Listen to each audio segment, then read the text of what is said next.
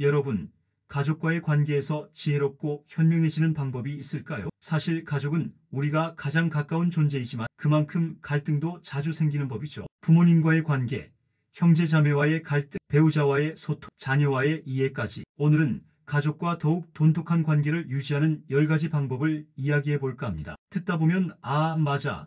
나도 저런 경험 있었지 하실 거예요. 그리고 해결책도 함께 제시해 드릴 테니 꼭 끝까지 들어주세요. 시작하기 전에 좋아요와 구독, 알림 설정 부탁드립니다. 첫째, 부모님의 기대와 나의 인생 사이에서 균형 잡기. 부모님은 자녀가 잘 되길 바라지만 때때로 그 기대가 부담스러울 때가 있어요. 예를 들어 부모님이 원하는 직업을 강요하는 경우, 결혼에 대한 압박, 혹은 부모님의 가치관을 따르길 기대하는 상황이 있죠. 또 다른 예로 부모님이 나의 생활 방식을 간섭하면서 자신들의 방식이 옳다고 주장하는 경우도 있을 거예요. 또한 부모님이 자녀의 성공을 위해 희생하는 모습을 보이며 자녀에게 부담을 주는 경우도 있습니다. 이럴 땐 부모님의 마음을 헤아리면서도 내 인생의 주인은 나라는 걸 분명히 해야 해요. 진솔한 대화를 통해 서로의 입장을 이해하는 것이 중요합니다. 단순히 거부하는 것이 아니라 부모님의 기대가 어디에서 비롯되었는지 대화를 통해 알아가다 보면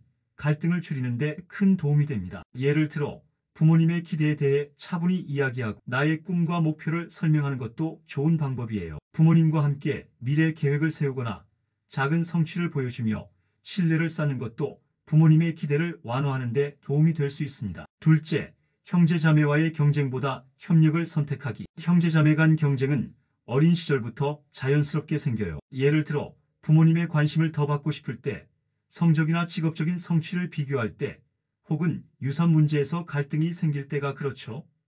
또 다른 예로 부모님이 형제자매를 비교하며 서로 경쟁하도록 만들거나 어릴 때부터 부모님의 차별적인 대우를 경험하면서 형제자매 간 갈등이 깊어질 수도 있어요. 하지만 경쟁보다는 서로 돕는 관계가 될 때 더욱 강한 유대감을 형성할 수 있어요. 상대의 입장을 이해하고 함께 성장하는 마음을 가지는 게 중요합니다. 함께 목표를 설정하고 서로 도와가며 성취감을 느끼는 방법도 좋은 해결책이 될 수 있습니다. 예를 들어 형제자매가 서로의 강점을 인정하고 보완하는 관계를 만들어간다면 더욱 돈독한 관계를 유지할 수 있습니다. 셋째, 배우자와의 대화에서 감정보다 이해를 우선하기. 배우자와의 갈등은 감정이 앞설 때 더 심각해질 수 있어요. 예를 들어 사소한 생활 습관 차이로 다툴 때, 경제적인 문제로 충돌할 때, 혹은 서로의 바쁜 일정으로 소홀해질 때가 그렇죠. 또 다른 예로 아이를 양육하는 방식에서 의견이 다를 수도 있어요. 배우자가 아이에게 너무 엄격하거나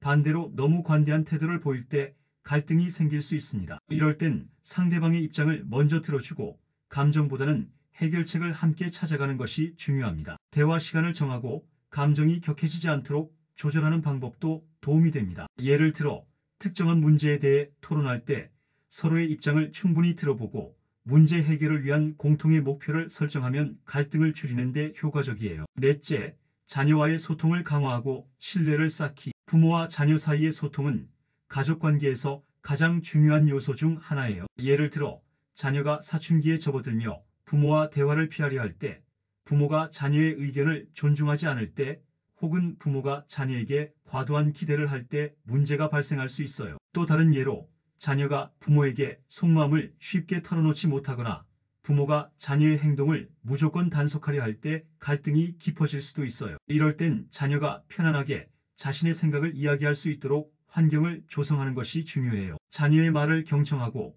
판단하기보다는 공감해주는 자세가 필요합니다. 예를 들어 자녀가 학교에서 있었던 일을 이야기할 때 반응을 긍정적으로 보이고 조언보다는 함께 해결책을 찾아가는 태도가 신뢰를 쌓는 데 도움이 됩니다. 또한 가족과 함께하는 활동을 늘려 자연스럽게 대화가 오갈 수 있도록 하는 것도 좋은 방법이에요. 다섯째, 가족 간 적절한 거리 두기로 건강한 관계 유지하기. 가족이라고 해서 항상 가까이 있어야 하는 것은 아니에요. 때로는 서로 적절한 거리를 두는 것이 오히려 관계를 건강하게 유지하는 데 도움이 될 수 있습니다. 예를 들어 부모님이 지나치게 자녀의 일에 간섭할 때, 형제자매 간 의견 차이가 심할 때, 혹은 배우자와의 관계에서 너무 밀착되어 부담을 느낄 때가 그렇죠. 또 다른 예로 성인이 된 후에도 부모님이 자녀의 모든 선택을 통제하려 할 때 거리를 두는 것이 필요할 수 있습니다. 이럴 땐 각자의 독립성을 존중하면서도 정기적으로 소통하는 것이 중요해요. 예를 들어 일정한 시간에 전화나 영상통화를 하거나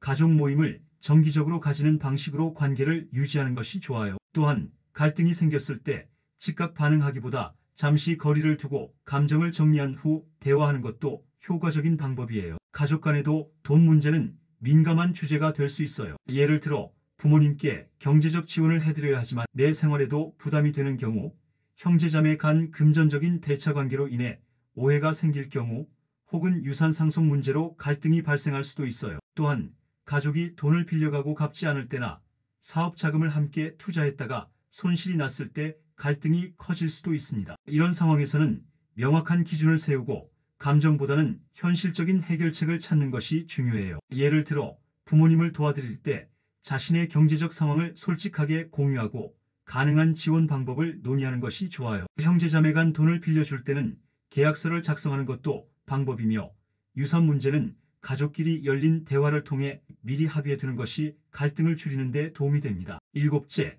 가족과의 의견 차이를 건강하게 받아들이기. 가족이라도 모든 의견이 같을 수는 없어요. 예를 들어 정치적 성향이 다를 때, 종교적인 신념이 충돌할 때, 세대 차이로 인한 가치관의 차이가 있을 때 갈등이 생길 수 있어요. 또 다른 예로 부모님과 자녀가 진로에 대해 다른 관점을 가질 때나 형제자매 간 양육 방식이 다를 때도 의견 충돌이 발생할 수 있습니다. 이럴 때는 서로의 입장을 존중하는 태도가 중요해요. 상대방의 의견을 부정하기보다는 그렇게 생각할 수도 있겠구나라는 개방적인 자세로 대화를 이어가야 해요. 또한 논쟁이 커질 경우에는 서로의 감정을 먼저 다독인 후 각자의 입장을 조율하는 방법을 모색하는 것이 갈등을 줄이는 데 효과적입니다. 가족 내에서도 생각이 다를 수 있다는 점을 받아들이고 서로를 이해하는 노력이 필요해요. 여덟째, 특별한 날을 챙기면서 유대감 강화하기. 가족의 유대감은 작은 관심과 노력으로 강화될 수 있어요. 예를 들어 부모님의 생일을 기억하고 함께 축하해주기,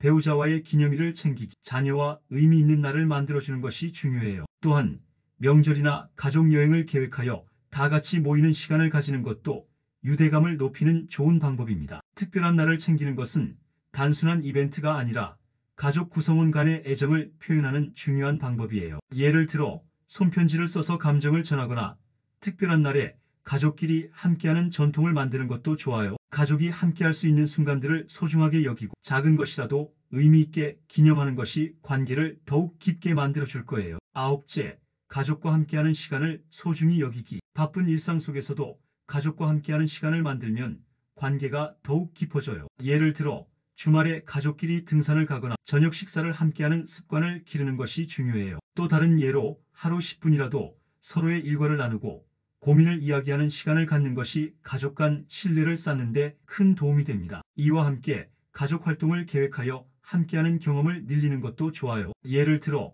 부모님과 함께 취미 생활을 하거나 형제자매와 여행을 가는 등의 활동이 관계를 돈독하게 만들어요. 특히 가끔은 디지털 기기에서 벗어나 가족끼리 오롯이 시간을 보내는 것도 좋은 방법입니다. 가족과 함께하는 순간들을 놓치지 않도록 일상에서 작은 노력을 기울여 보세요. 열째, 가족을 사랑하면서도 나 자신도 사랑하기. 가족을 위해 헌신하는 것도 중요하지만 나 자신을 잃어버리면 안 돼요. 예를 들어 부모님의 기대를 맞추기 위해 나의 꿈을 포기하거나 배우자를 위해 나 자신의 행복을 희생하는 경우가 있을 수 있어요. 또 다른 예로 자녀를 위해 모든 것을 맞추다 보면 정작 나의 삶을 돌보지 못하는 경우도 발생할 수 있습니다. 가족을 사랑하는 것과 동시에 나 자신을 사랑하는 것도 중요해요. 예를 들어 가족의 요청을 모두 수용하기보다는 건강한 경계를 설정하는 것이 필요해요. 나만의 시간을 갖고 취미를 유지하며 내 삶의 목표를 추구하는 것이 궁극적으로 가족과의 관계에도 긍정적인 영향을 미쳐요. 스스로를 돌보는 것이 가족을 더 행복하게 만드는 길임을 기억해야 해요. 오늘 이야기 나눈 10가지 방법, 여러분에게 도움이 되었나요? 가족과의 관계에서 현명해지는 건 쉽지 않지만 작은 변화가 큰 차이를 만든다는 걸 기억하세요. 부모님의 기대와 나의 인생 사이에서 균형을 잡는 법, 형제자매와의 관계에서 경쟁보다 협력을 선택하는 방법, 배우자와의 대화에서 감정보다 이해를 우선하는 태도, 자녀와의 소통을 강화하는 방식까지 다양한 이야기를 나눴습니다. 또한 가족과의 거리 조절 방법, 돈 문제를 다루는 현명한 태도, 의견 차이를 건강하게 받아들이는 자세, 특별한 날을 챙기면서 유대감을 강화하는 팁, 가족과 함께하는 시간을 소중히 여기는 법, 그리고 가족을 사랑하면서도 나 자신을 사랑하는 방법까지 다루어 보았습니다. 이 모든 과정이 우리를 더 성숙하게 만들어줍니다. 여러분도 가족과의 관계를 더 따뜻하고 의미 있게 만들어 보세요. 그리고 가기 전에 좋아요와 구독, 알림 설정도 꼭 부탁드립니다.